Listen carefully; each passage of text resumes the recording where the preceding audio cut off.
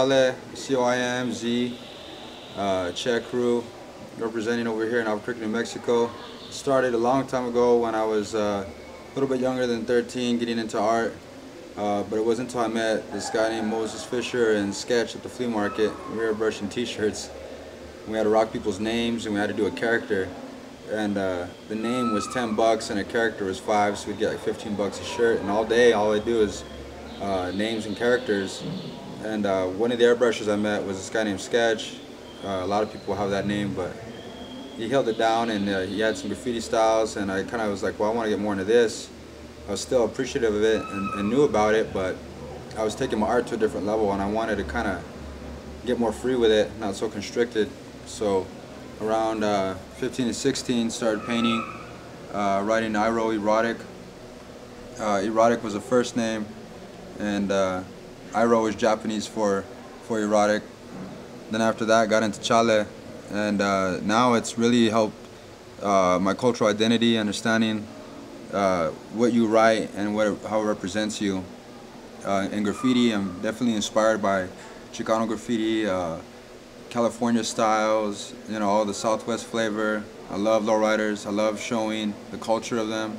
That doesn't always mean gang culture. Sometimes it just means Chicano culture, family heritage, growing up. Every kid dreams about having a lowrider, so it's not always just a G thing to me, even though it is. My art talks about how you could be Chicano without having to kill your own people or other people, which is hard in this world, but that's how you exist instead of creating self-genocide. As far as graffiti today, I feel like it's keeping a lot of things alive, like rebellion and like words like Chicano. Instead of conforming to what people say you are, you could be whoever you want. The kids today definitely create their own identity and inspire the older cats to keep coming out. Every few years, some older guys, might stop, and there's always some younger cat out there with a lot of heart and needing a lot of structure and a lot of teaching. So, got to give mad props up to Irish, Nessie, two cats that definitely really pushed me to keep going and stay alive in graffiti. It was hard. Definitely. Always love it, always self-destructive, but the graffiti will help that, you know what I mean, get it out. I've been busted before, El Paso. It doesn't matter, just keep going. No one could hold us down. We're going to keep painting no matter what. All I say is expose yourself more. Don't be afraid to say your name or show your face anywhere, because if you notice, that's how all these guys make it. So it's pretty funny. At first you get all shy, and then all of a sudden you tell everyone who your name is, and you're no longer whoever you were born to be. You are who you're supposed to be. You know what I mean? Before you were born. So we're reincarnated in our living lifetimes through graffiti. The Norwegians were the ones to invent the spray can. The Americans made it more toxic with cosmetics, and the Mexicans were the first one to use it on a mural. Look that up. Siqueiros, Rivera, and Diego, Mexican muralists, first to use it on a mural.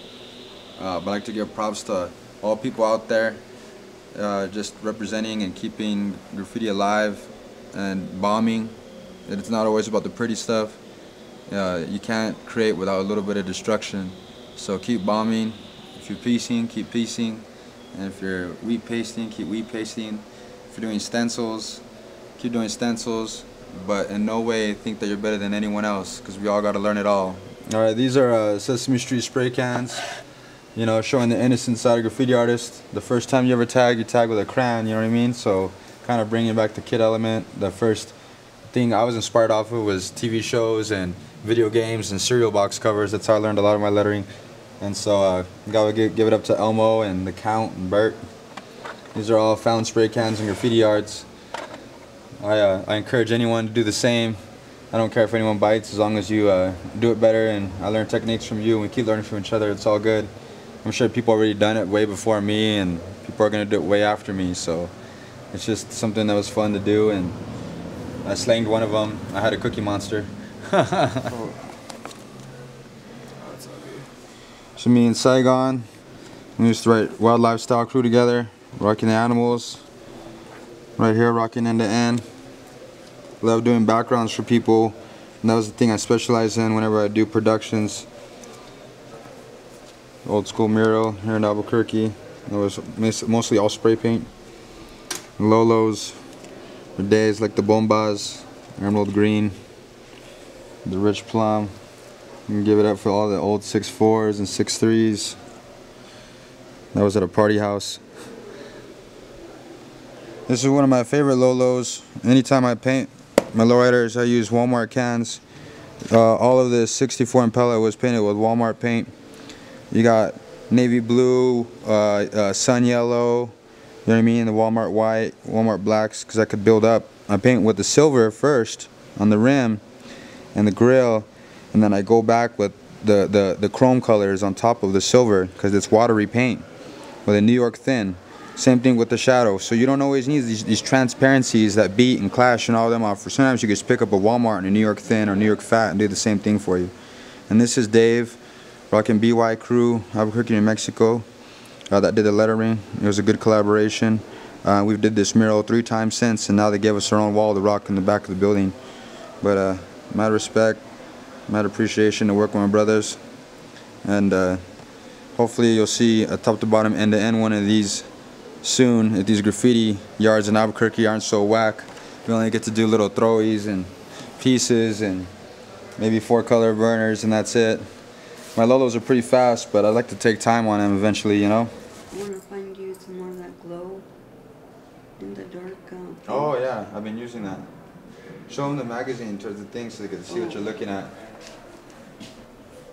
I don't have a piece in there, but at least it shows that you appreciate graffiti, because like most moms aren't supportive. Bright colors, it's just like, wow. It's awesome. I like how the squares right there, you can see the wall. You're like, you know, it's not like canvas, it's a wall. Yeah. Brick, it's so cool. My mom, she's been on the streets when we were struggling, and she struggled by herself, but she slept at some graffiti yards that I've painted at. So she's pretty hardcore. She's more hardcore than me in a lot of ways.